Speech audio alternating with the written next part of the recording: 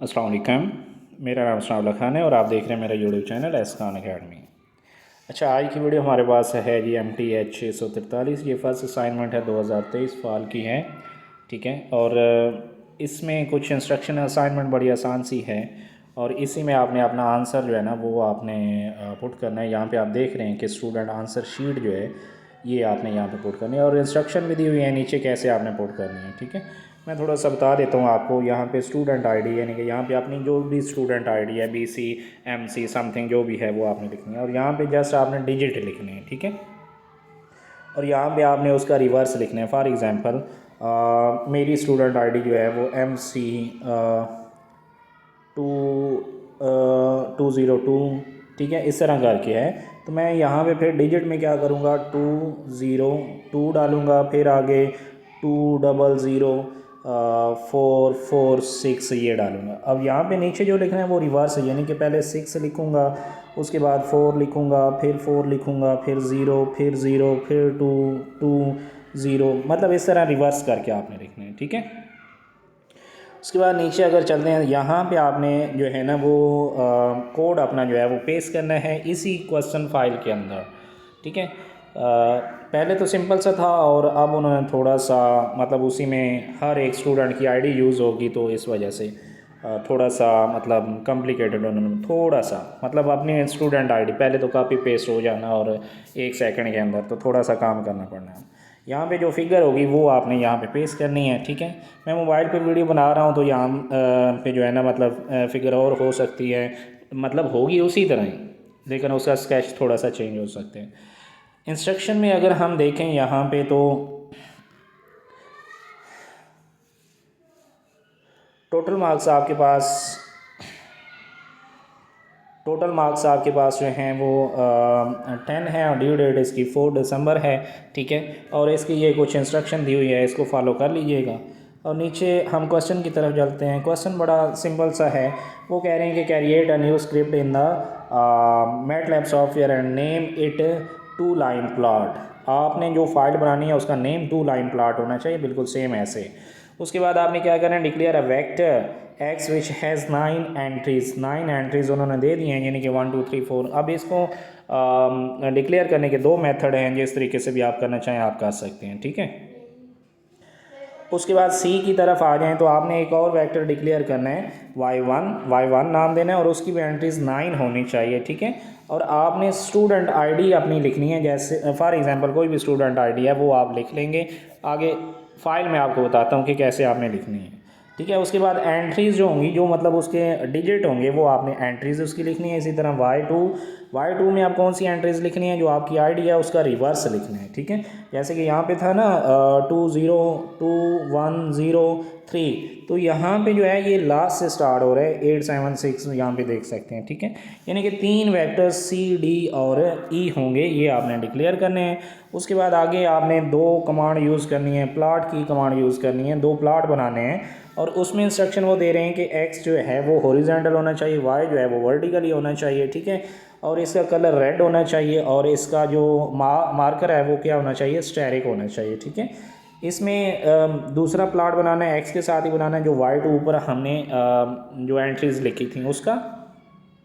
इसमें भी x axis पे x होना चाहिए और y2 होना चाहिए y एक्सिस पे, इसका कलर ब्लू होना चाहिए और डायमंड मार्कर होना चाहिए, ठीक है। उसके बाद लेबल करना है x एक्सिस और लेबल करना है y एंड y2 करना है। उसके बाद आपने उसका टाइटल जो है ना वो देना है जी स्टूडेंट आईडी, ये वाली मतलब जो भी आपकी स्टूडेंट आईडी होगी वो आपने लिखनी होगी टाइटल में।